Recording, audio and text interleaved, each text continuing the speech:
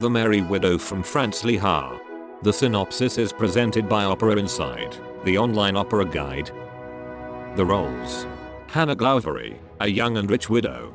Count Danilo Danilovich, secretary of the Pontevedrian embassy in Paris.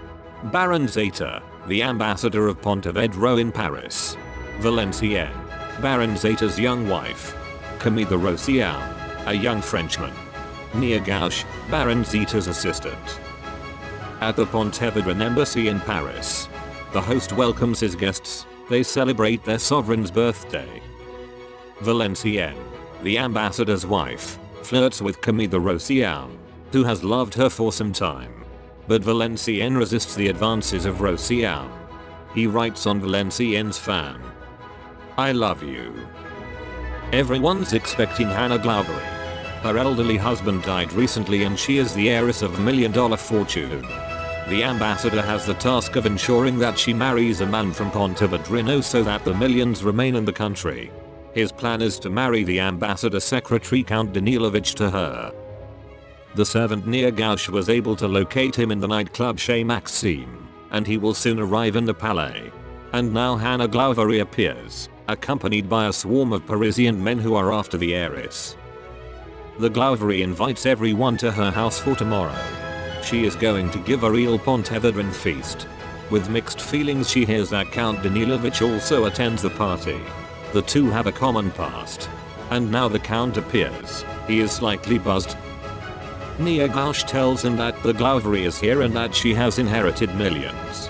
The Count sighs when he hears her name.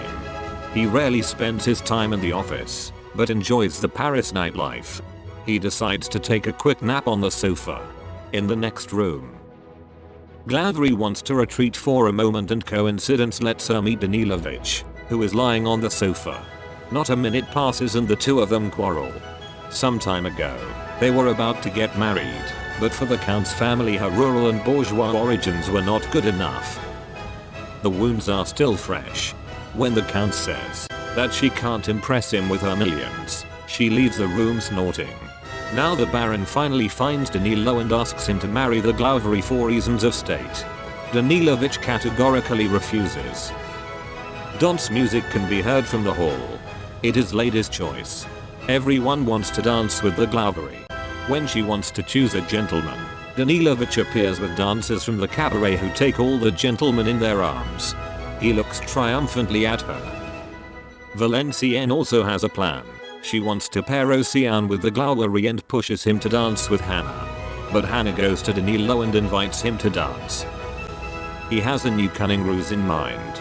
He owns the dance and auctions it for 10,000 francs for charity. Everybody is outraged and refuses, only Danilovich smiles. Rosian comes forward, but Valenciennes is now jealous and forbids it. Now Danilovich is ready to dance. Glaubery is huffy, but Danilo grabs her and they dance a polka.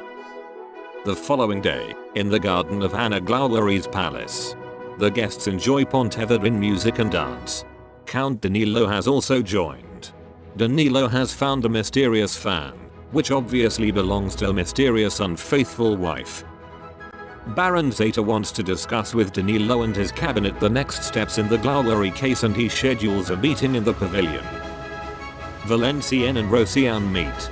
At her insistence, Rosian agreed to propose to Hannah Glaubery.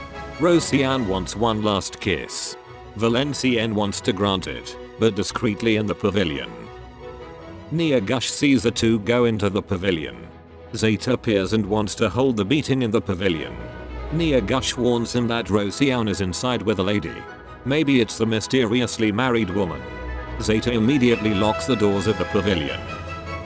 His curiosity is so great that he peeps through the keyhole and sees his wife. He wants to break the door open. In the meantime Nia Gauche has intervened and Hannah Glaubery steps out of the pavilion to save Valenciennes. Zeta is completely confused and Danilo, who was standing next to Zeta, is suddenly jealous that Hannah had a rendezvous with another man. Hannah sees his jealousy and triumphs. Danilo and Zeta read an urgent telegram from the minister. If Glaubery millions do not stay in the country, there is a risk of bankruptcy of state. When he sees Hannah, Danilo wants to ban her from marrying Rosian. Hannah tells him the true story of the pavilion and Danilo is relieved. For the first time he shows her his affection. Zeta joins them and Danilo can announce that the Glowery will not marry Rosia. Zeta is very satisfied, but then the fan reappears. Zeta puts 2 and 2 together and realizes that it is his wife's fan. He tells his wife that they are now divorced and proposes to Hannah to save his fatherland. She has to disappoint him, because according to her husband's will she loses the money at her marriage.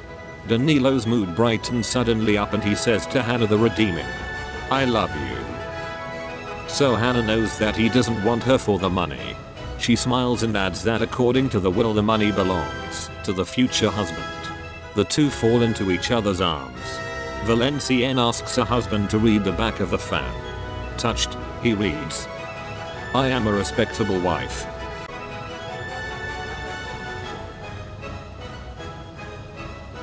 www.operaInside.com. All about operas. Learn more about this great opera, with interesting facts and great YouTube videos. Visit us.